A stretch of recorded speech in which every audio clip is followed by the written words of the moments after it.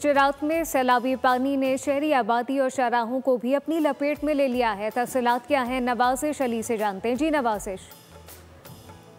जी बिल्कुल, जहां पर दरियाओं में सैलाबी रेलों ने सैकड़ों देहात मुतासर किए हैं, वहीं पर अब ये सैलाबी पानी जो है वो शाहराहों पर आना शुरू हो गया है। और इस वक्त मैं मदीना सईदा में मौजूद हूँ, जहाँ पर ये आधे मील की दूरी पे जो मदीना सईदा है, ये अब पानी जो है उसकी तरफ बढ़ रहा है।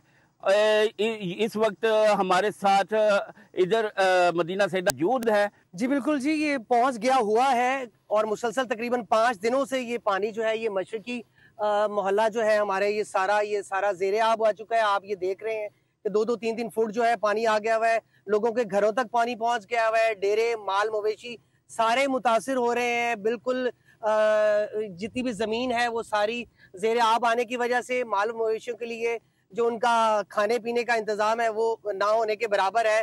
और उन्होंने हुकूमत और ज़िला इंतजामिया से अपील की है कि खुदारा इसके इंतजामात किए जाए, नहीं तो हमारे साथ साथ जो है ये पानी शहर को भी ले डूबेगा। जी सब्सक्राइब करें और बेल दबाएं ताकि कोई खबर रह न जाए।